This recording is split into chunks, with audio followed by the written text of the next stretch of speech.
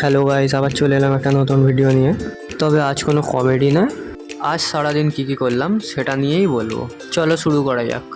সকাল সকাল আসলাম পড়াতে, স্টুডেন্টকে বললাম বই খুলতে, সে ঘুমোতে আরম্ভ করে দিল। এটা হলো ছাত্রবন্ধু।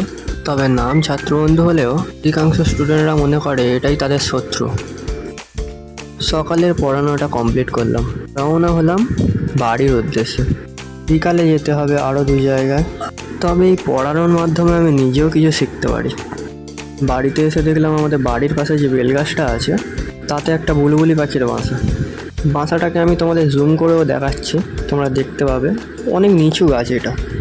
গত কয়েকদিন আগে একটা শালিক পাখিও পেয়েছিলাম আমাদের নারকেল গাছ থেকে, সেটাও তোমাদের এই ভিডিওর মাধ্যমেই দেখাবো। আমাদের আশেপাশে বহু গাছে এরকম ধরনের পাখি বাসা বাঁধে। এটা হলো আমাদের বাড়ির গোপাল, আর ওনার পাশেই আছে লক্ষ্মীনারায়ণ। এই লক্ষ্মীনারায়ণটিকে আজ থেকে 8-9 মাস আগেই প্রতিষ্ঠা করা হয়েছে। কোনো এক ভিডিওর মাধ্যমে এনাদের স্নান পদ্ধতি, ভোগ বিতরণ তোমাদের দেখাবো। বিকালে এসেছিলাম আর একটা স্টুডেন্টকে পড়ানোর জন্য। তবে সে আমার কাছে ফ্রেঞ্চ পড়ে। ফ্রেঞ্চ সাবজেক্ট একটু অন্যরকম হলেও তবে এই ল্যাঙ্গুয়েজটা আর এর প্রোনাউন্সিয়েশন কিন্তু দারুণ। বিকালের পড়ানো কমপ্লিট করে রওনা হলাম বাড়ির উদ্দেশ্যে।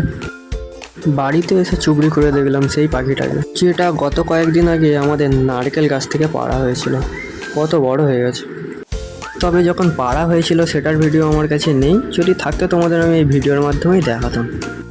আমার আর একটা স্টুডেন্টের শরীর খারাপ থাকার কারণে তাই আর সন্ধে পড়াতে আমি যাইনি। সন্ধ্যেবেলা বেরিয়েছিলাম তাই ঘুরতে। এটা হলো দিশাদের বাড়ির পাখি। পাখিটা ডিম পাড়বে তাই ওর ভিতরে আর একটা খাঁচা বানিয়ে দিয়েছে। বেকার বসে বসে বোর হচ্ছিলাম, তাই ভাবলাম কি করব, না আঁকতেই বসে যাই। তবে আমি খুব একটা ভালো আঁকতে না পারলেও আঁকা হলো আমার একটা শখ। তবে বলো সবাই আমার আঁকাটা কেমন হয়েছে। চলো টাটা।